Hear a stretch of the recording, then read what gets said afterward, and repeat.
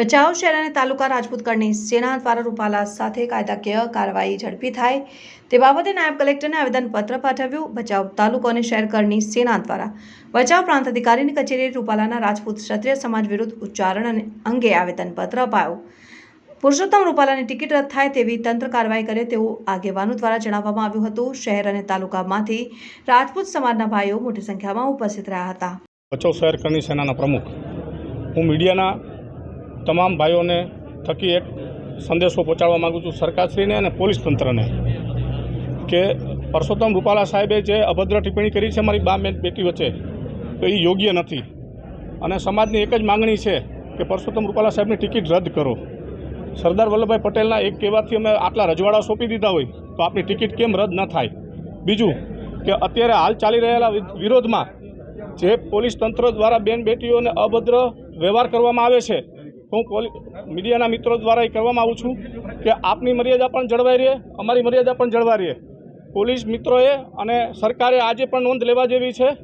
આજ દી સુધી સરકારી ઓફિસ સરકારી બસોમાં કોઈ તોડફોડ નથી થઈ, કોઈ વિવાદ નથી થયો અને અન્ય સમાજોએ વિરોધ કરેલા છે અને સરકારી નુકસાન કેટલા કર્યા છે એ આપ લોકો જાણો છો। તો મારી સરકારને એટલી જ વિનંતી છે તાત્કાલિક આ પ્રશ્નનું નિરાકરણ લઈ આવે।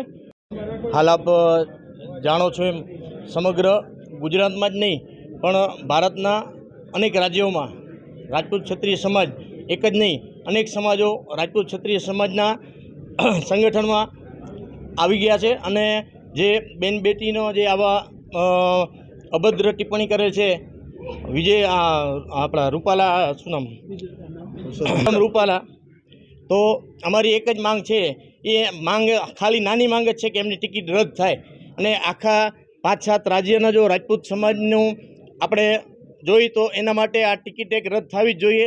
જો આ નહીં થાય તો એના પરિણામો આવતી લોકસભામાં ભાજપને ભોગવવા પડશે એવી અમારી માંગ છે। તો અમે સરકારને કહેવા માગીએ છીએ કે જો આ ટિકિટ રદ નહીં થાય તો આગામી રતનપર મુકામે 2 દિવસ પછી જે સંમેલન થશે એમાંથી અલ્ટિમેટમ આપી દઈ એટલે હું સંકલન સમિતિ અને કરણી સેનાના અધ્યક્ષ વીરભદ્રસિંહને પણ આ મીડિયા સમક્ષ જણાવવા માગું છું કે આપણે હવે સરકારને અલ્ટિમેટમ આપવું જોઈએ।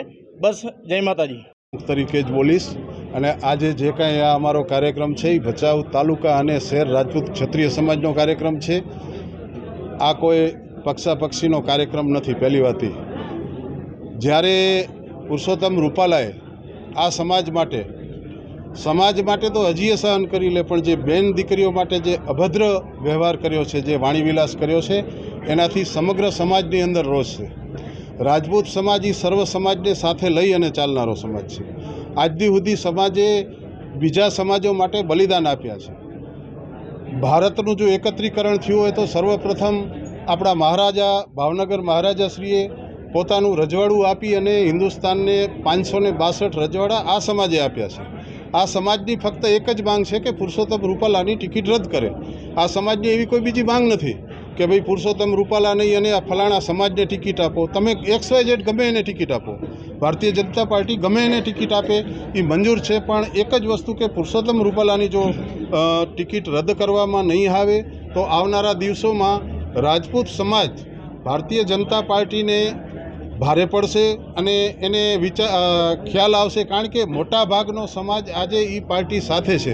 એટલે અમારી વિનંતી છે કે પુરુષોત્તમભાઈની આપ ટિકિટ રદ કરો અને આવડો મોટો સમાજ એની બેન દીકરીઓ વિરુદ્ધ જે અભદ્ર ટિપ્પણી જે કરી છે એને ક્યારેય માફ ન કરાય।